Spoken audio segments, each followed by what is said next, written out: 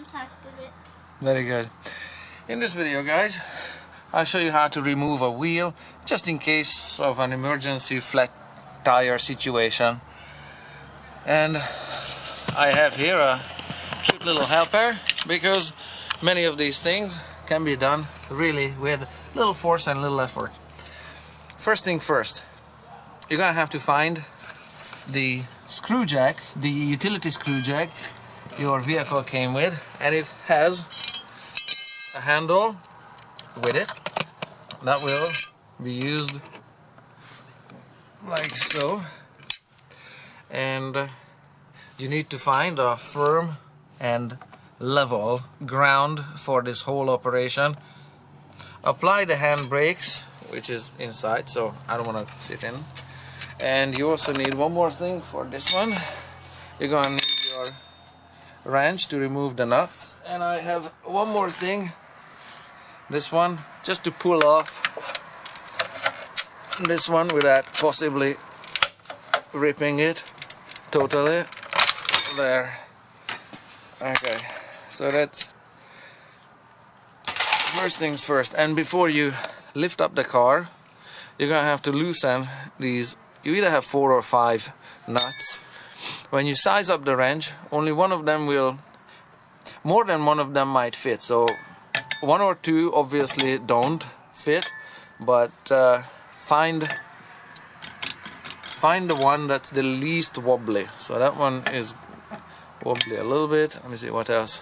That one is wobbly a whole lot, so don't use that one.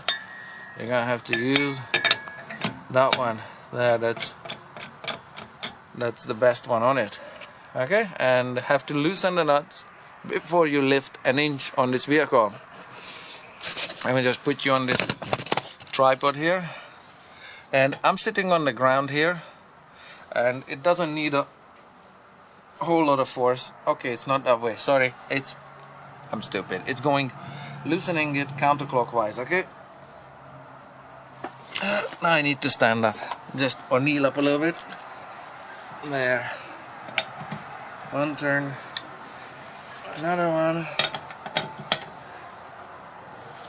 and another half a turn, and another half a turn. Good. Okay, baby girl, lift up the vehicle. I will have this tripod here. Like this? Yeah, eventually. Let me just take it off. Yeah, is it lifting? I think so. Good. Stop there. Let me see if it's at the good spot. Yeah, it's at a good spot around this metal edge. Just trying to have a nice, keep rotating. Oh. Thank you. So it's being lifted up. That's good. Alright, putting it back on the tripod. Sorry.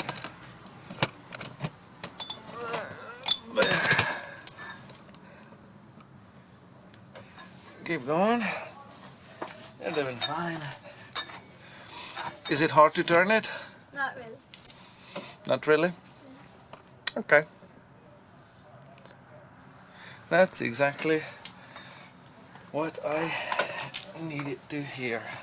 Let me just put my knee here, grab this thing, and I can remove 2 of these nuts, because just in case something happens with the jack, I still have 2 of the nuts holding the wheel in place, although those nuts are already loosened, but they're still holding the wheel in place so it doesn't come crushing down.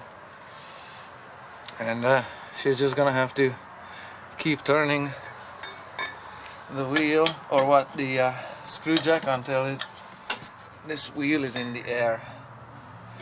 At this point, yep, it's almost there. Yeah, we're up in the air. At this point you can stop and just leave the handle in the jack, just in case it shifts or something moves and we need some emergency lifting. Just leave it in there. So now I can take out the third one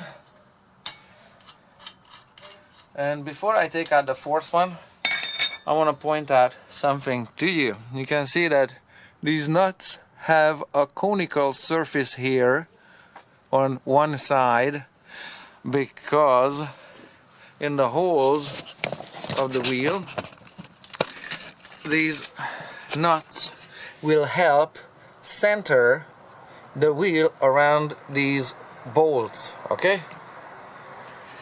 Once I remove that last bolt, the wheel is gonna drop and it's gonna be resting on top of these bolts. So when you put the spare wheel back on, you have to make sure that when you tighten these nuts, you just take two at a time in reverse order, you know, everything backwards.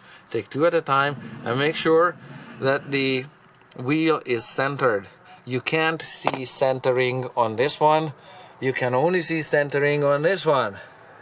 So put two on, and you have to make sure visually, like so, that the bolt is centered around the hole, or the hole is centered around the bolt, whichever way you look at life. Okay, so when you put the wheel back on, put on two bolts only, leave the other two off, make sure that the wheel is centered properly. Okay, so that's about how long it takes to remove a wheel, and that's also how long it takes to put on another wheel. 6.5 minutes so far, so it should be done in 20 minutes tops if you're taking your time. Now I'm gonna remove this last bolt there, and the wheel, of course, dropped on the bolts there. See, it's resting. The wheel now is resting there on these bolts. It's touching it, it's dragging on them. Okay, and if I pull it off, there, now we're off. So that's all it takes. It ain't no rocket science. And at this point, I do recommend that you put a jack stand under the car, but in an emergency you don't have a jack stand with you. That's why I have this emergency utility screw jack with me. You don't have to. That one is holding up the vehicle alright, and it's not gonna fail along the threads. It's not gonna flatten itself and collapse all of a sudden. If anything, the whole vehicle shifts and this whole thing just flops sideways, but that shouldn't happen. That's why you set up at a level spot on firm ground in the first place. So this one is safe enough, but if you have an axle stand, put an axle stand under it, just to cover all your bases. Okay, so that's how you remove a rear wheel, any wheel. That's how you remove a wheel, and put it back on in reverse order. It's not too dirty, but you're gonna need a hand wash. Have fun. So I'm ready to put the wheel back on. I checked the brakes. I don't have a flat tire, although this tire is not in top condition, but this is how the centering concept is gonna play out. When I tighten just one nut on it, it pretty much centers the hole in the wheel around these bolts properly. Come take a look. But I also have to keep an eye on it to make sure that it is done properly. There, maybe a flashlight. There, so that's how it should be. That's semi-tight. There, with the, yeah. So you only put two bolts in with the nuts centering the wheel for you, and just semi-tighten it, because maybe, girly girl, Yep. engage handbrake. Thank you. So now you can tighten them a little bit, like so. When you lower the jack stand, then the wheel is not gonna move. This centered location, or is gonna remain so, and you can torque the the nuts properly. So that's the wrong wrench. No, that's the wrong wrench. That's the right size. There. Just tighten it in a crisscross pattern like so, and that's tight enough. What you need to do next is lower the vehicle just like so. It takes really little effort with these screw jacks. I like these screw jacks a lot more than the oil-filled hydraulic jacks. There, it's out, the wheel is down, and what you want to do is again find the right size, because you don't want to strip the corners of these nuts off. Yeah, that's the right size.